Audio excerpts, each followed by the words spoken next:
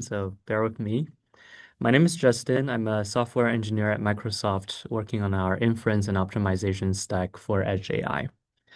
At Microsoft, we use ONNX as both the starting point for optimizing AI models and as the format we deliver those optimized models in. To acquire ONNX models, we have been relying on the PyTorch exporter, especially for GenAI, to trace the model architecture and convert operators into ONNX. Typically starting from models on Hugging Face.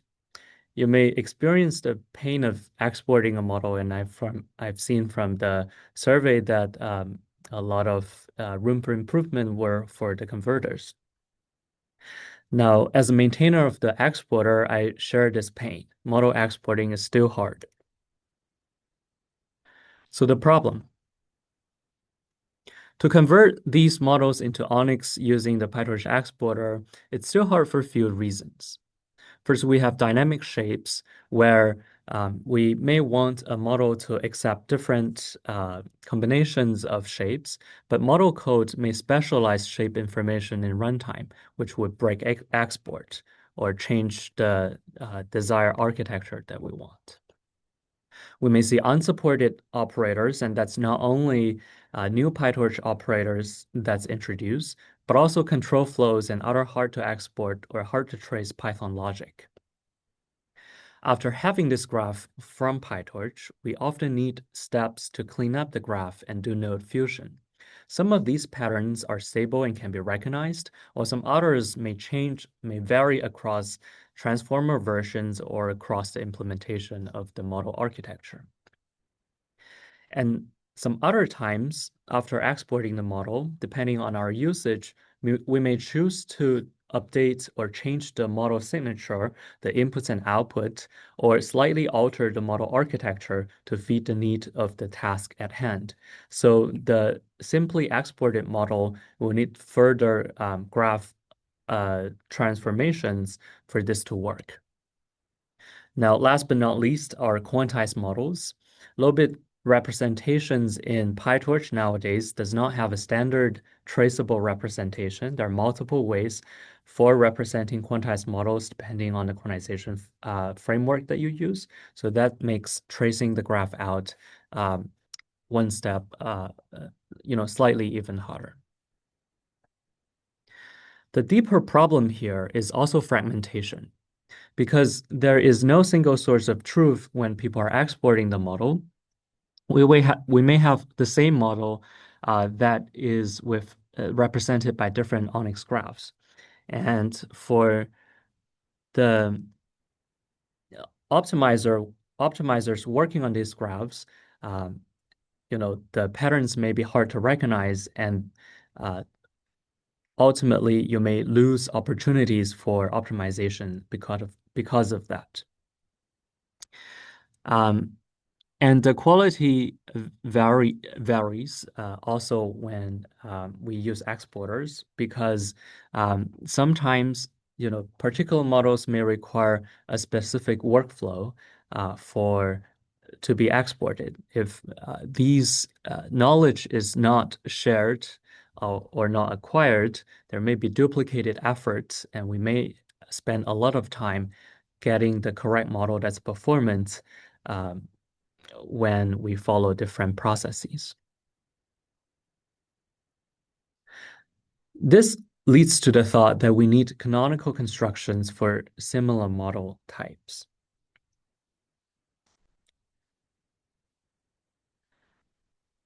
Now here's a shift of the paradigm. Whereas we translated the models and we were constrained by modeling code and the PyTorch framework, we started to explore directly constructing these models based on what we know about the model architecture and what we expect as the eventual clean ONNX representation. This approach is pioneered by the Model Builder project in ONNX Runtime GenAI. And the idea is very simple. From a Hugging Face config, we read the architecture, we produce the ONNX graph decoratively and programmatically, and we apply the weights from safe tensors or model providers like Hugging Face. We get an ONNX model. this this process is deterministic, and it's going to be composable, as you can see in the later slides. And we are now able to produce canonical output for similar architectures. With Model Builder in GenAI, we can build around 20 text-to-text architectures, Whisper, and some other models. But Hugging Face ecosystem has more than 300 across every modality. We know construction is the right direction, but there aren't enough hands. So this is what we have now, and this is what we're missing right now. How do we scale construction to the entire ecosystem so that whenever you have a Hugging Face model or a model that's coming from somewhere else, you can get an ONNX model easily and in a standard way?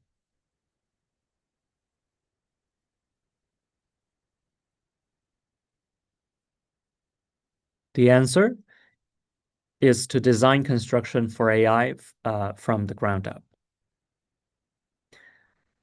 To open the top funnel for the ONNX ecosystem and to make device-targeted optimization easier, we need a way to scalably bring these models into ONNX and provide a stable, uniform representation as the starting point, regardless of the model architecture.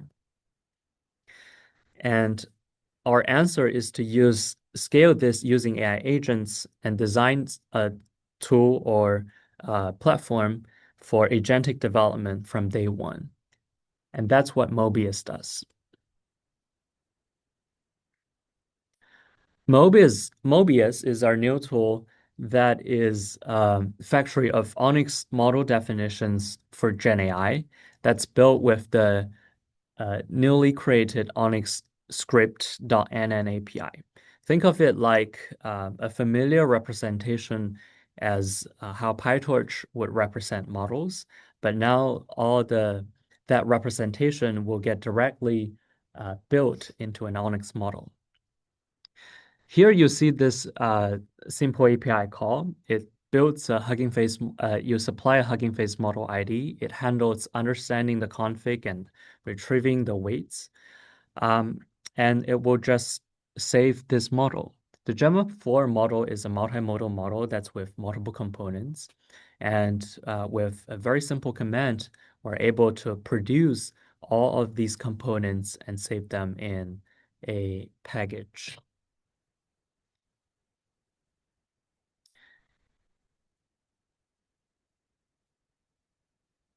In Mobius right now, we have already supported more than 130 model types, model architectures from Hugging Face transformers, and this number is growing. We have more than 56 reusable components that is smaller building blocks that will be built into these larger models. It is customizable with flex and graph tweaks. So if you want to build a model following certain patterns that is non-standard, you have the flexibility to do so as well. And the library is designed to be memory efficient. Nowadays, with these large models, we really want to be able to build them efficiently and be able to work with them in devices that has lower capacity. And Mobius allows that by using some of the things you will see later. And typically, we see less than what is required to execute a model of resource to be used for building the models. Now we go into the quick peek of the architecture of the library. We start from the Hugging Face hub and parsing the config. In a registry, we understand that certain config is correlated and represented by a model class implemented in Mobius. We use these components to assemble the model into the model module. And we then additionally define the task that the model is designed for. So some of the task may be text to text or text plus image to text or audio to audio, etc. For specific models, sometimes the model input signatures would be different, and that's defined by the task. This means that if you have the same architecture, but you want to have it for different tasks, one for like embedding creation and the other one for text generation, then you'll be able to simply define tasks and reuse the components for defining the architecture. We then load the weights and we do some graph tweaks, sometimes for the execution providers when those graph tweaks are difficult to be applied to the graph later. And then we get the ONNX models. This is what we just described in the architecture, but to just lay it out, we first have these reusable components in this 4-layer stack. We then assemble them into models. We define tasks for the IO contract and the KV cache representation. And then we have the registry that will allow the library to map Hugging Face configurations into the models that we define.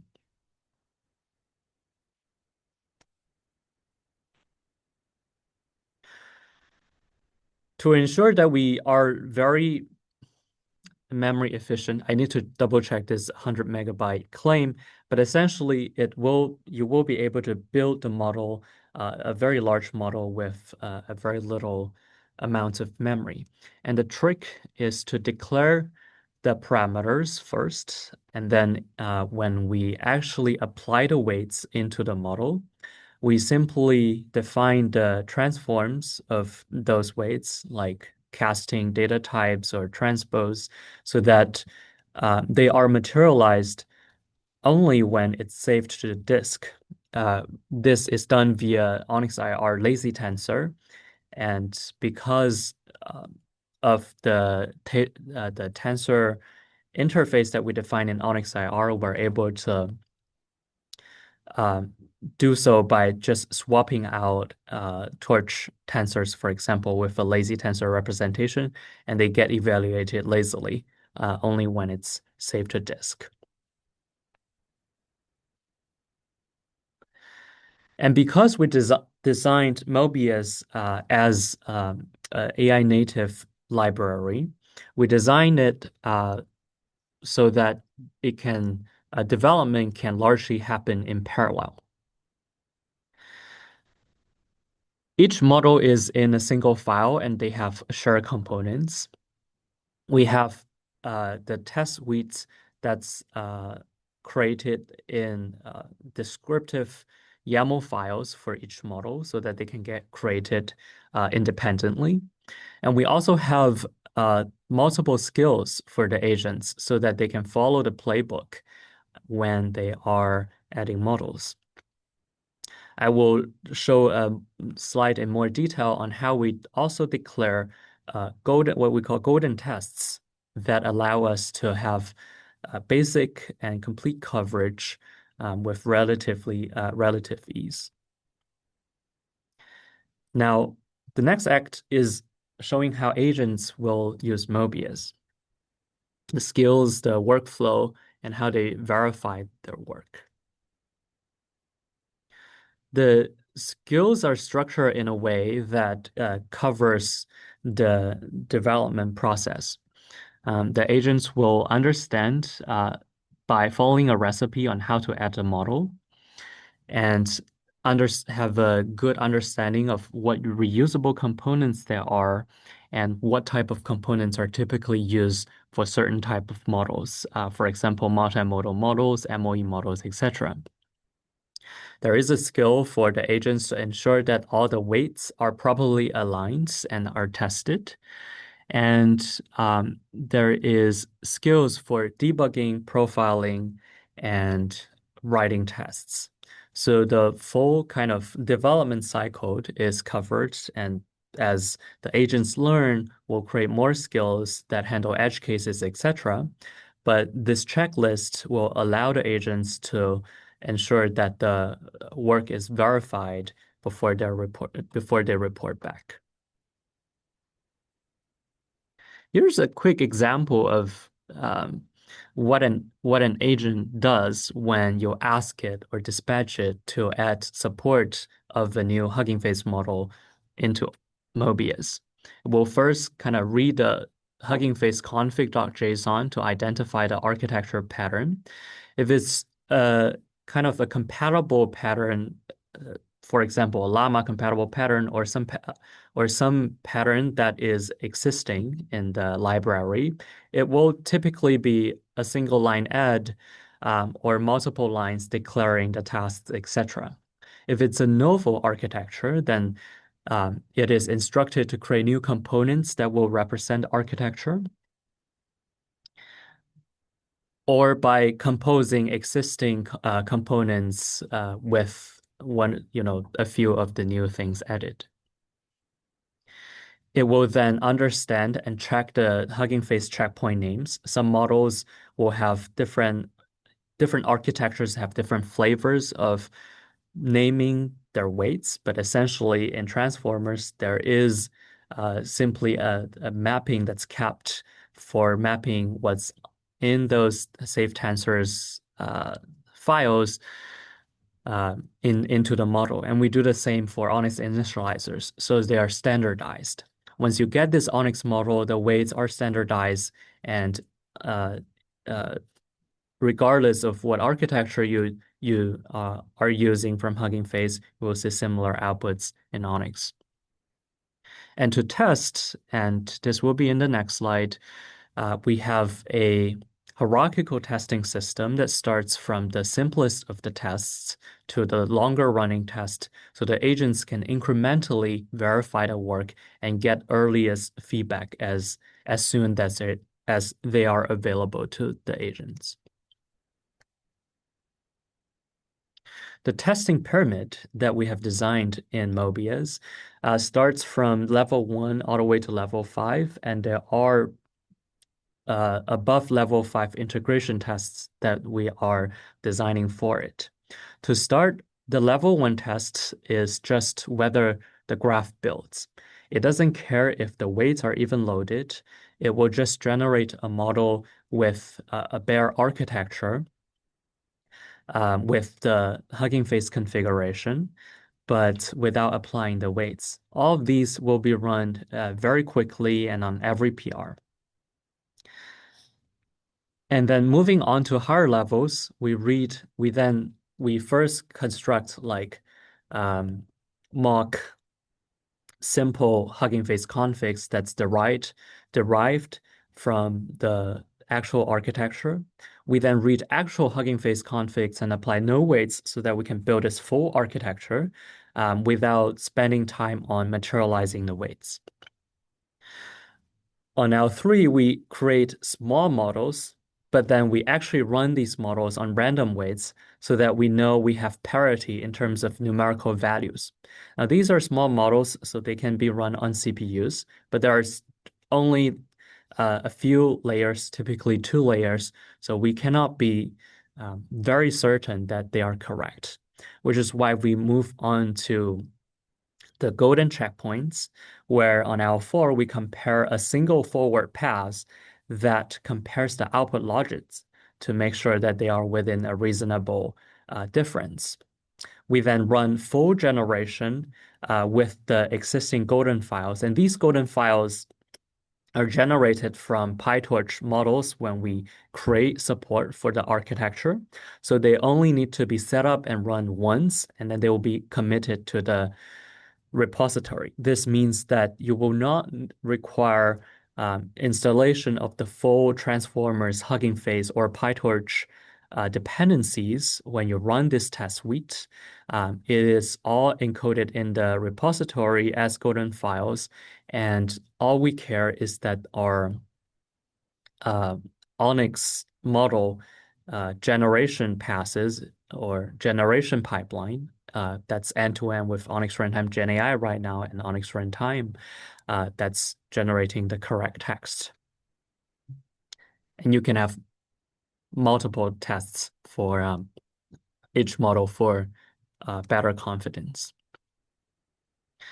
Additionally, we have also a diff-based CI. So everything that's changed, all the component modifications and all the model architecture modification, when you, for example, discover a better way for representing or for constructing the model, will be checked against the previous construction. So reviewers will be very clear on everything that's changed, be it um, value initializer renaming or operator change selection changes or different ways of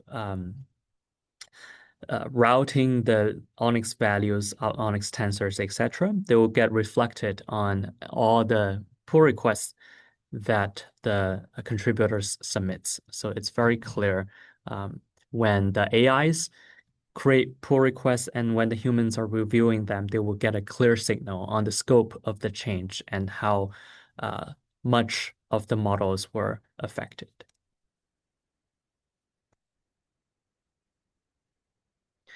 And the reason why this works, the reason of this works for AI is that the agents can self-verify. As we pointed out, that different failures that appears in different levels of tests will tell agents what is going wrong, and they fully understand that this is what's wrong. I've seen a lot of agentic processes where the agents just go in and dive into the model architecture and tries to just use Mobius components to isolate numerical differences or create smaller reproducers that will do performance comparisons, etc., to determine which one is the best representation.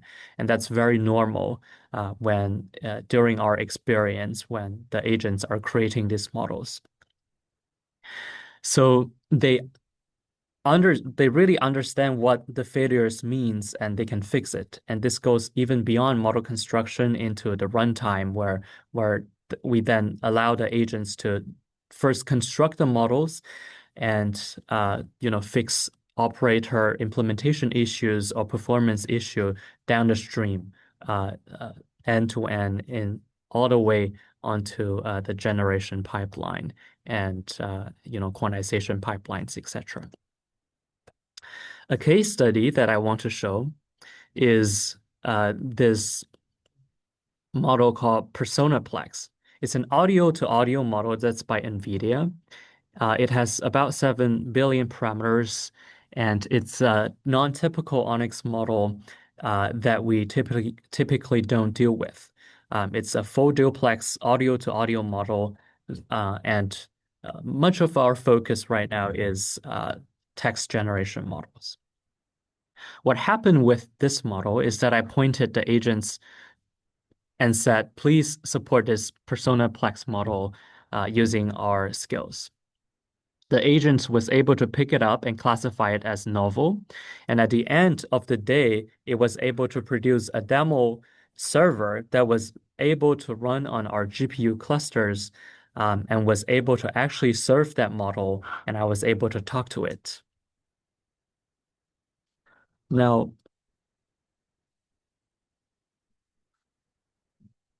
with that, we also support out-of-tree models because we have all of these reusable components that's made available. Imagine that you have a model that you don't want to make open source and you have your private weights, and that's a new architecture. You're fully able to build this model with everything that's available to you in Mobius so that you are sure that all the reusable components are tested to be correct and performant, and that you will be on the happy path that the runtimes the ecosystem creates. And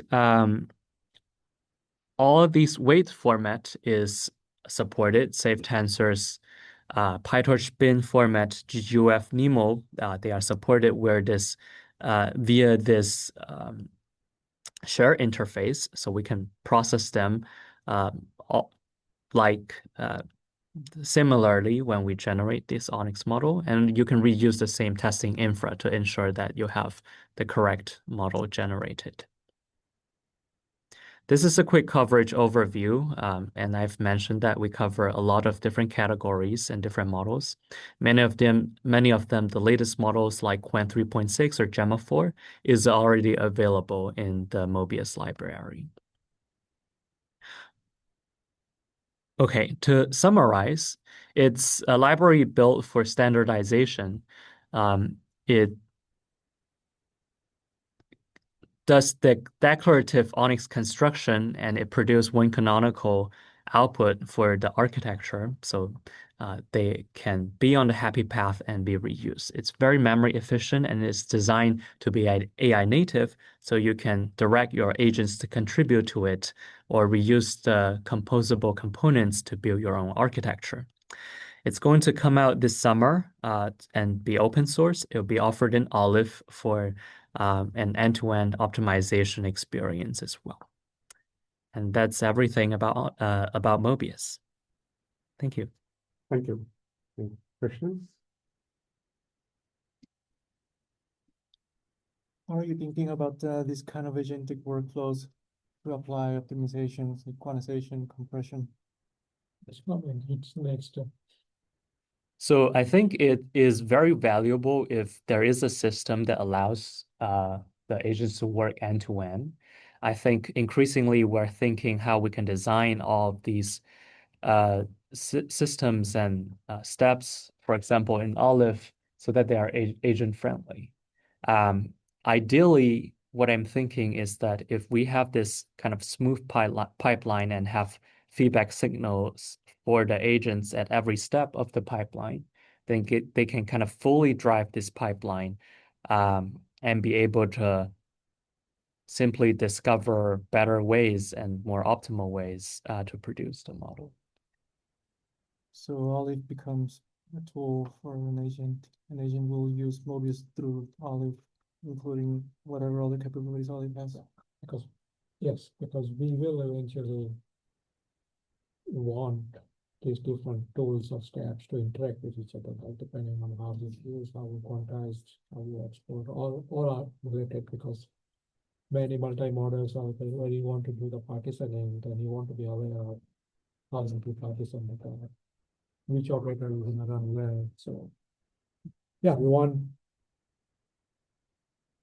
to make entire process more agent friendly so that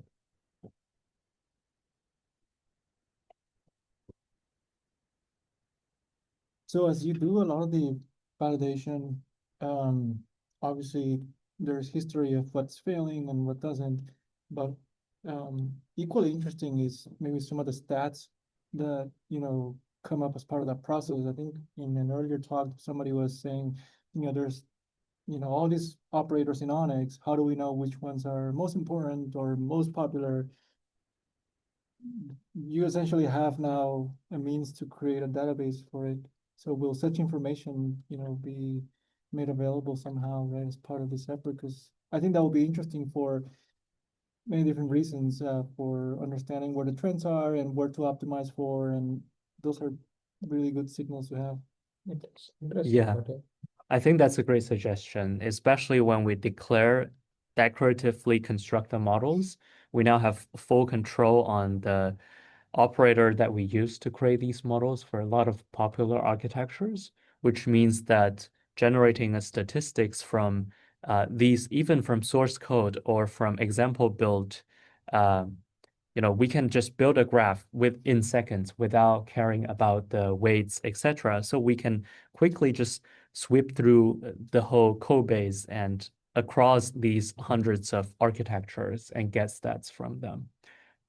So I think that will be something I agree that would be very useful, and I think that will be very straightforward because of this. So since, the Hugging Face also has a way to have ONNX models associated with, those models. Is the goal also to push them back to Hugging Face, or once you've done this work, is it kept internally, or so just what is the strategy there? Right. So the components will be made, everything of what I presented will be made available open source, and the components are fairly reusable. For Hugging Face, they are aware of this effort. It is not yet clear what the path for integration is, but we're in discussion of how, from Hugging Face perspective, this will be beneficial to them as well. For Hugging Face, they do maintain the optimum to ONNX library, and this is something that's built based on the PyTorch exporter. So I do see that these are two good paths for getting models, depending on whether you want more control over the operator choices, or if you want to have something that, for example, Hugging Face potentially will support when a new model is coming out. So yeah, two ways of doing it. We think that construction, especially with AI agents, will give us more control over the graphs that we generate.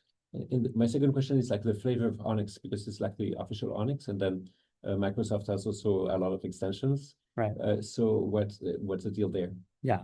So Mobius is fully capable of generating ONNX standard operators, which means that you will see everything that's inside offset 24, including tensor scatter, attention, etc. That's fully conformant to the ONNX standard. Right now, it's also able or capable of generating Microsoft-specific custom ops, which means that if you care about using group query attention in ONNX runtime, it's able to emit those as well. And with, as a step inside Olive will do further kind of targeting of the devices. So eventually, for ONNX runtime optimized models, I think Olive will make all the decisions of operator choices and optimization considerations there. I see a hand. Yeah, I have a question. Thank you very much for the very interesting presentation. My question is regarding evaluating. 1 second, sorry. I don't think your audio is heard. Can you hear me? Can you hear me now? Okay, sorry. Can you repeat? Yes. Can you hear me? Yes. Okay. So thank you for the presentation once again. I would like to ask regarding evaluating models through the conversion process.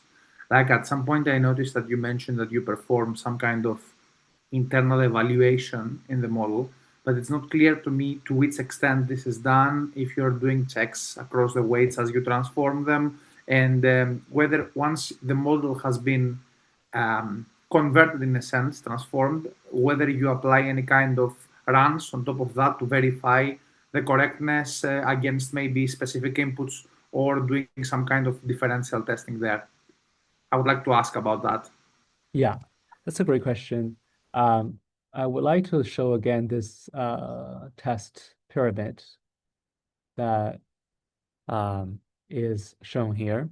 So eventually, what we really care is that the final model or the model that is treated as the canonical model. I shouldn't say final model because there may be further optimization steps, but this canonical model that's in its simplest form is outputting or behaving the same as our reference model, in this case, the Hugging Face model. So everything in between is something that an agent can deal with. And eventually we just need this output model to follow the same behavior as the reference. If you look at this level 5 generation tests, this is testing given especially specifically for GenAI models, given a text and maybe audio or image as input, is it outputting the exact same sequence as our Hugging Face reference? In the level 4 comparison, we check not only the max of the logits, but we do check their magnitude, all the outputs that the model is producing, and whether, for example, top K choices of these output tokens are matching precisely. So I don't know if that answers your question, or feel free It to. does, it does. That's really good. Only one comment on top of that. Let's say that you find a problem throughout the process. Yeah. Do you give a feedback loop back to the conversion process? Do you attempt any kind of repair, or do you consider the process failed and you have maybe to start over? So typically in our experience, it just means that the agent is able to see that there is an error, and it will say, wait a minute, let me go into this part and let me debug it. We've seen the agents being really good at reasoning over the modeling logic. So things that happens in the modeling code is either the agent realizing it, or you telling the agent to be like, please check the outputs again. They don't match. I think something is wrong. Please figure it out for me. And they will go and figure it out. So that's typically what's been done. That's great. Thank you very much. That answered my question. Thanks. I have a quick follow-up question. Those PRs, is that a PR from your source code, or is it a new model that comes from Hugging Face? What is PR here? I see. The PR is for the source code. So someone has to initiate and say that So source code of what? source code of Mobius. Oh, Mobius, So the okay. modeling code. But potentially, if there's a new, if the model changed, on Hugging Face, Yeah. you would have to re-verify also, because a slightly different model could also lead to an error, right? So it could be triggered also from various different sources. Right. Well, if a model changes in Hugging Face, then it just means that the model that we're creating is out of sync from the model that's on Hugging Face. Yeah. That has two implications. One is that maybe that's a good thing, because Hugging Face model changes and we want to have this fixed modeling representation that we know works and passes our benchmark. But it can also mean that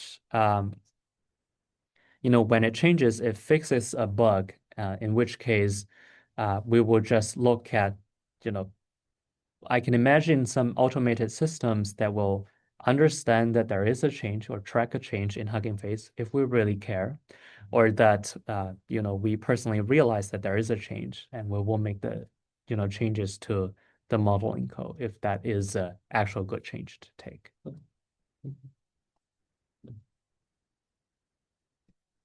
Okay, thanks.